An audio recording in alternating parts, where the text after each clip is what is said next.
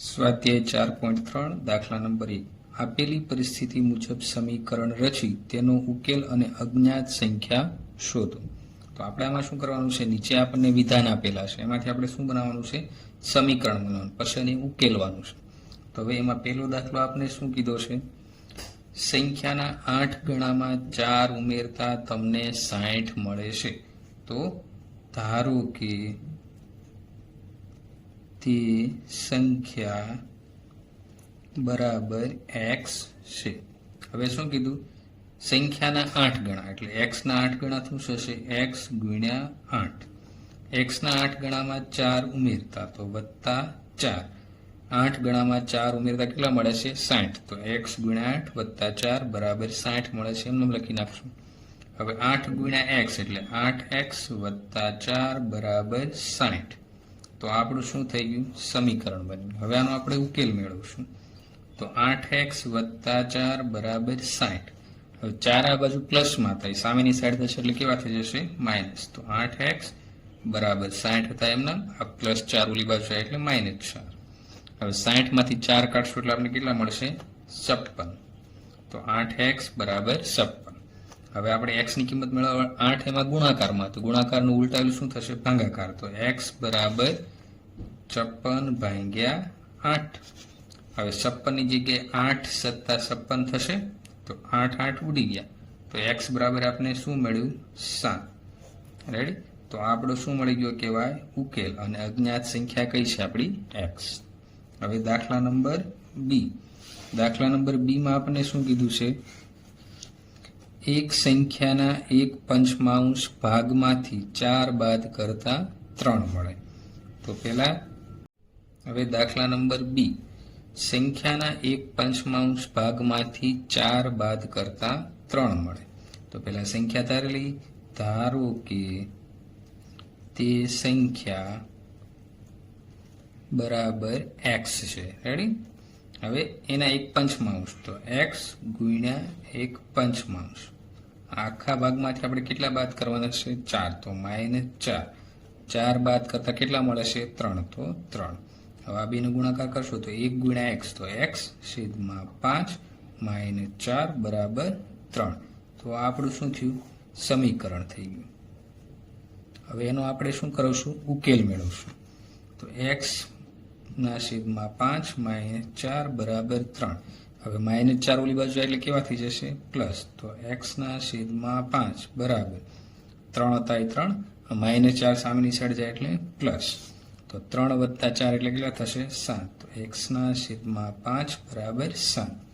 હવે x ના છેદમાં 5, આ 5 ભાગાકારમાં, તો x ની કિંમત મેળવવા માટે આ ભાગાકાર શેમાં જશે, ગુણાકારમાં। તો x બરાબર 7, આ 5 ભાગાકારમાં શું થઈ જશે, ગુણાકાર।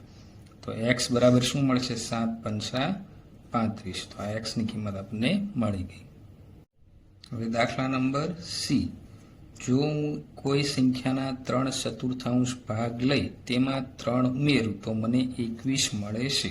તો ધારો કે તે સંખ્યા કઈ છે, ધારો કે તે સંખ્યા y છે। y ધારી આપણે, શું કીધું, સંખ્યાનો 3/4 ભાગ લે, તો y એનો 3/4 એટલે y ગુણ્યા 3/4। એમાં કેટલા ઉમેરવાના કીધા છે, 3 ઉમેર, તો વત્તા 3 બરાબર એને કેટલા મળે છે, 21। તો 21। હવે આનો ગુણાકાર શું થશે, 3y છેદમાં 4 વત્તા 3 બરાબર 21। તો આ આપણું શું થઈ ગયું, સમીકરણ થઈ ગયું। હવે આમાં આપણે ઉકેલ મેળવવાનો છે, શું મેળવવાનો છે, ઉકેલ। 3y છેદમાં 4 વત્તા 3 બરાબર 21। હવે આ વત્તા 3 છે, સામેની સાઈડ જાય એટલે કેવા થઈ જશે, માઇનસ થઈ જશે। 3y છેદમાં 4 બરાબર 21 - 3। હવે 21 માંથી 3 કાઢશો એટલે કેટલા વધશે, 18। તો 3y બરાબર 4, 21 માંથી 3 કાઢ્યા એટલે 18। હવે y ની કિંમત મેળવવા માટે આ 4 ગુણાકારમાં છે, ભાગાકારમાં છે, તો શેમાં જશે, ગુણાકારમાં। તો 3y બરાબર 18 ગુણ્યા 4। હજી y ની સાથે 3 ગુણાકારમાં છે, તો એ ક્યાં જશે, ભાગાકારમાં। તો y બરાબર 18 ગુણ્યા 4 તો હતા જ, હવે આ 3 છે એમાં હતા ગુણાકારમાં, એ ક્યાં જશે, ભાગાકારમાં। હવે 18 ની જગ્યાએ આવું લખીએ કે 6 ગુણ્યા 3, 6 તેરી 18 થાય ને, તો આ 3 કે આ 3 થયા, તો y બરાબર આપણે શું વધ્યું 6 ગુણ્યા 4, તો 6 ગુણ્યા 4 એટલે કેટલા થશે 24, તો આપણને શું મળી ગયો ઉકેલ મળી ગયો. ત્યાર પછી દાખલા નંબર ડી. જ્યારે મેં સંખ્યાના 2 ગણામાંથી 11 બાદ કર્યા તો તે પરિણામ 15 હતું. તો હવે સંખ્યા તો આપણે ખબર હતી, તો સંખ્યા ધારી લઈ. ધારો કે તે સંખ્યા એમ છે. તમે કોઈ પણ સંખ્યા એબીસીડીમાંથી કોઈ પણ અક્ષર તમે ધારી શકો. હવે શું કીધું સંખ્યાના 2 ગણામાંથી. હવે સંખ્યાના 2 ગણા એટલે શું થશે m ગુણ્યા 2 માંથી કેટલા બાદ કરવાના 11, તો -12 બરાબર પરિણામ કેટલું મળ્યું 15, તો પરિણામ 15 એમના. હવે આ બેનો ગુણાકાર એટલે 2m - 11 બરાબર 15, તો આ આપણું શું થઈ ગયું સમીકરણ થઈ ગયું. શું થઈ ગયું સમીકરણ. હવે આપણે એનો ઉકેલ મેળવીશું, તો 2m - 11 બરાબર 15. હવે આ -11 સામેની સાઈડ જાય એટલે કેવા થઈ જશે પ્લસ, તો 2m બરાબર 15, આ -11 સામેની સાઈડ એટલે કેવા થઈ જશે પ્લસ થઈ જશે, તો 2m. હવે 15 ને 11 કેટલા થઈ જશે 24 થઈ જશે, 15 ને 10 25, 25 ને 1 26. હવે m બરાબર, હવે m સાથે 2 શેમાં હતા m સાથે 2 શેમાં હતા ગુણાકારમાં, તો એ ક્યાં જશે ભાગાકારમાં, તો 26 ભાગ્યા 2, તો m બરાબર હવે 13 દુ કેટલા થશે 26, તો m બરાબર આપણે શું મળ્યું 13, તો એ આપણો શું થઈ ગયો ઉકેલ થઈ ગયો. હવે દાખલા નંબર ઈ. એમાં શું કીધું મુન્નાએ તેની પાસે રહેલી નોટબુકના 3 ગણા 50 માંથી બાદ કર્યા. તો આમાં શું કીધું 50 માંથી મુન્નાની 3 ગણી નોટબુક છે આપણે બાદ કરવાની છે અને પરિણામ કેટલું મળે છે 8. તો ધારો કે મુન્ના પાસે રહેલી નોટબુક બરાબર x છે. હવે શું કહેવાનું 50 માંથી એના 3 ગણા, તો 50 પહેલા લખી નાખશું, એમાંથી મુન્નાની નોટબુક x એના 3 ગણા એટલે 3 ગુણ્યા x બાદ કરતા આપણે પરિણામ કેટલું મળે છે 8. તો સમીકરણ શું બનશે 50 માઇનસ 3 ગુણ્યા x એટલે 3x બરાબર 8. આ રીતનું આખું સમીકરણ બની ગયું. હવે આપણું શું થશે સમીકરણ.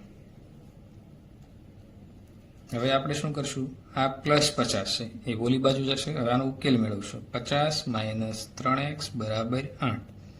હવે +50 છે ઓલી બાજુ છે એટલે કેવા થઈ જશે માઇનસ, તો -3x બરાબર 8. ઓલી બાજુ છે એટલે માઇનસ, +50 થઈ -50, તો 3x બરાબર 8 -50. હવે -3x આમ નામ રાખશું. હવે 8 માંથી 50 બાદ કરશું એટલે કેટલા મળશે 42, પણ મોટા પદે નિશાન એટલે માઇનસ. હવે બંને બાજુ માઇનસ માઇનસ છે એટલે માઇનસ માઇનસ શું થશે ઉડી જશે, તો 3x બરાબર 42. હવે x સાથે 3 ગુણાકારમાં, તો એ 3 ક્યાં જશે ભાગાકારમાં, 42 ભાગ્યા 3, તો 42 ભાગ્યા 3 કરશો એટલે કેટલા આવશે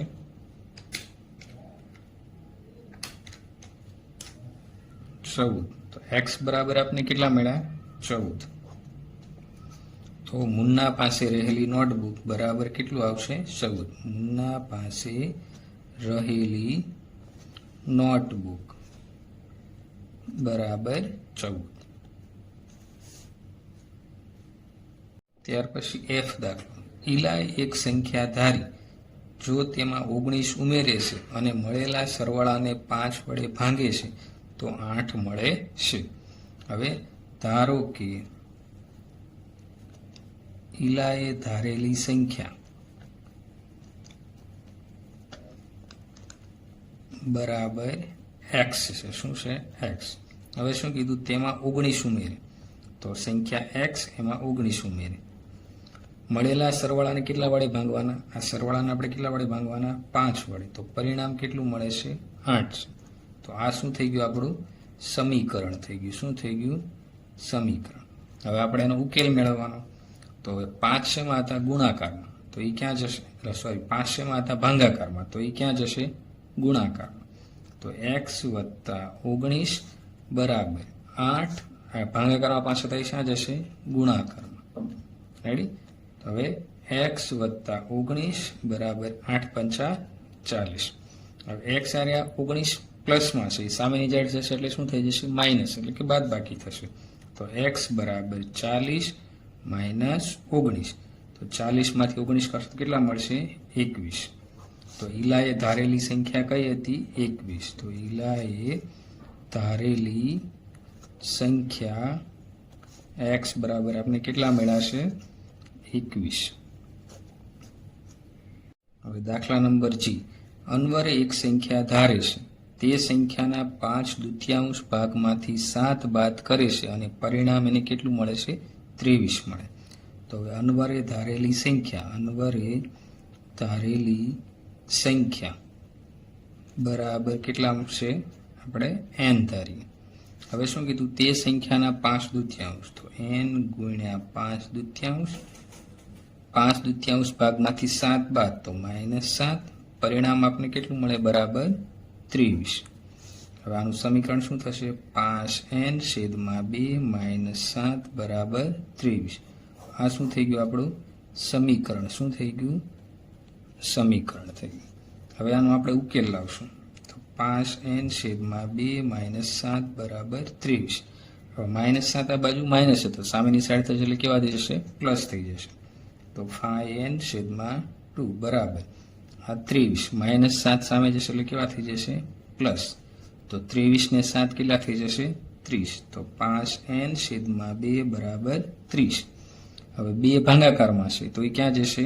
ગુણાકારમાં. 5n બરાબર 30 ગુણ્યા 2. હવે n સાથે 5 ગુણાકારમાં, તો એ પાસે ક્યાં જશે? ભાગાકારમાં. તો 30 ગુણ્યા 2. n જે 5 હતા એ ગુણાકારમાં હતા, એ ભાગાકારમાં એટલે નીચે. હવે 5 નો ઘડિયો બોલો તો 30 ની જગ્યામાં લખી 5 ગુણ્યા 6, 5 × 30. તો 5 5 વયા ગયા.